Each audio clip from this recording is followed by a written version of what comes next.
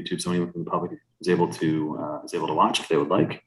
Okay, last thing we do is read through our hearing script. This basically just covers the procedure for the hearing. Then we'll jump right into the presentation of the applicant's case. This is the December 8th, 2021 session of the zoning hearing examiner docket. My name is David Sturkey. I'm the zoning hearing examiner for the city of Cincinnati, and I'll preside over this hearing. The case before us today is case number ZH20210172. The purpose of this hearing is to allow applicants and opposing parties to testify and to offer and refute evidence and testimony. This hearing will follow the rules found in the zoning code and the supplemental rules for the zoning hearing examiner. All testimony and evidence that an applicant or any opposing party wishes to offer must be presented at this hearing, unless a party has opted to submit evidence or testimony in the form of writing prior to this hearing. The hearing will proceed as follows. The applicant's attorney, or the applicant's agent will first present the applicant's case.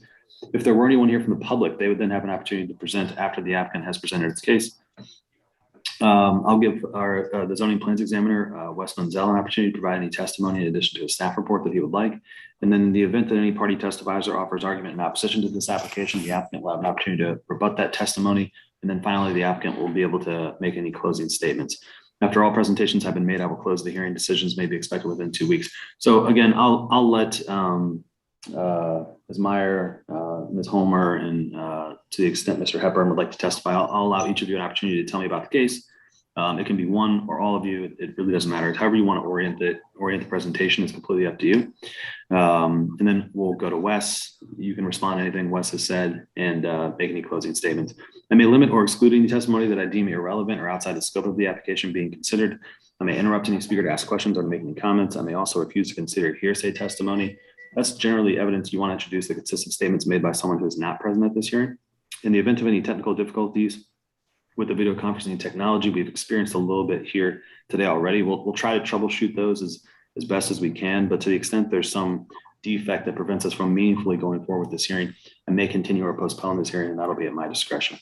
Okay, so the last thing I need to do is just swear in all of our witnesses. So, and again, I can do this at any time during the hearing, so if you're not sure whether you want to testify yet, you don't need to activate your camera yet, but if you intend on providing any comment, any testimony, asking any questions, doing anything other than just strictly observing, you need to be sworn in. So if that's you, if you can make sure you're off mute, raise your right hand. Do you solemnly swear the testimony you shall give will be the truth, the whole truth, and nothing but the truth? I do. Yes. Okay, great. Yeah. Ms. Homer, I can't see you. It's all purple screen. Yeah, I know. I turned the camera on and it's saying not responding, so I don't know what's going on. Okay. All right. Well, let's see how far we can get with Ms. Meyer. And then Yeah, I can handle the primary case. Okay. Floor's yours. Ready? Yeah. Okay. So we, on behalf of Bank of America, we are proposing an additional wall sign for the east elevation. This location is a new Bank of America. They just changed it over. The signage that they've already gotten approved for the building along the main roadways as permitted by code leaves the east side of the building and traveling down Paxton Avenue.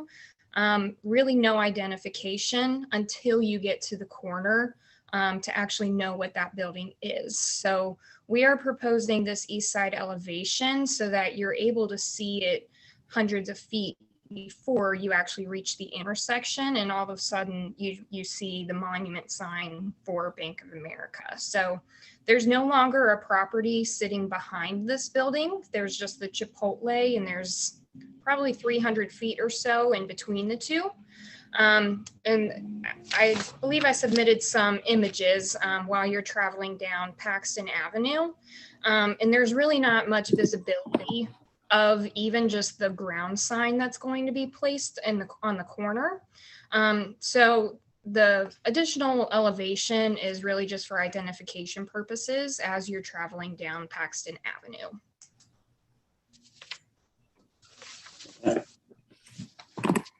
Anything else, Ms. Meyer? I don't believe so. We are requesting this to be an illuminated sign as well. But otherwise it fits within like a 1-to-1 or a 2-to-1 ratio square foot wise. So it's square footage wise, it's well within the parameters.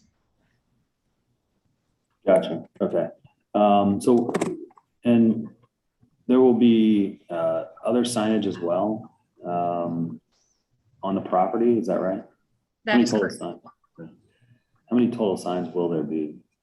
We have two wall signs, one on the south and one on the west elevation, and a monument sign at the corner of Paxton and Isabella.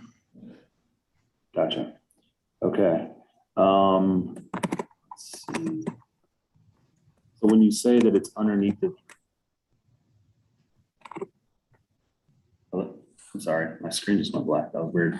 When you say that it's under the total square footage, what do you mean?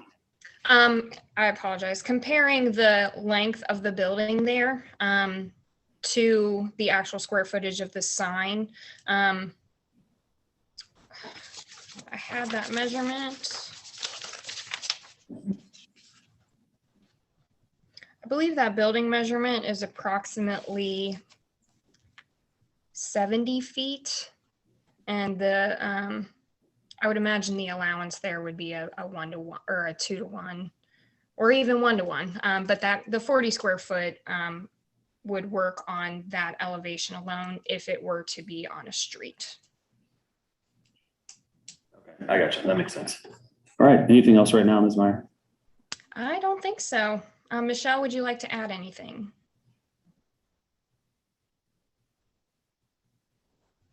I'm sorry, I was muted, not at this time. Okay, great. Wes, anything?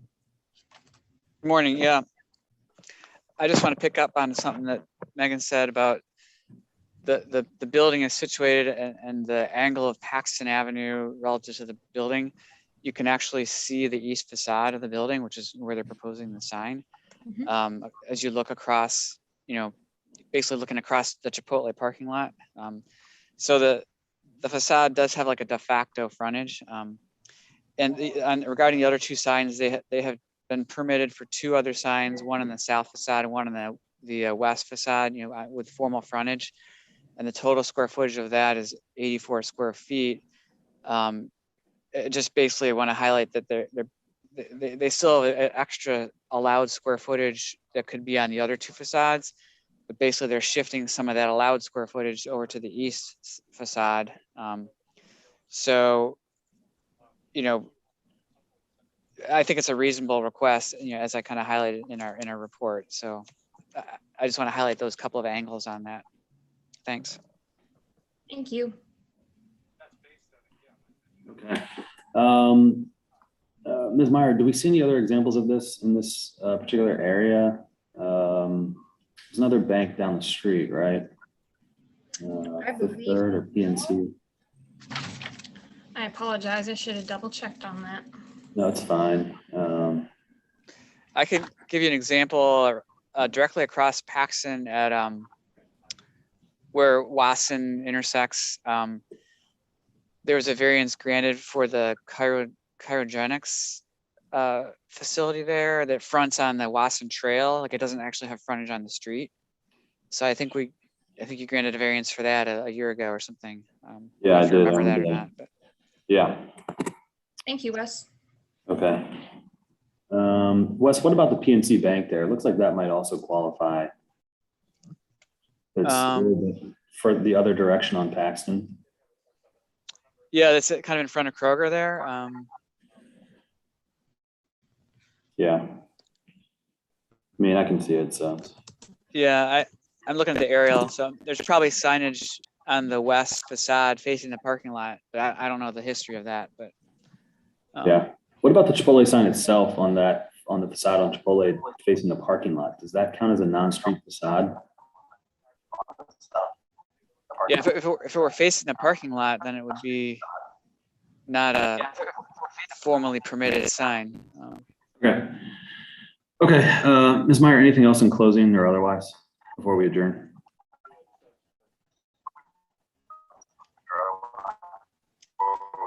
I don't believe so. I think that was everything I had. Okay, great. All right, so I think we'll leave it at that. I'm going to approve this.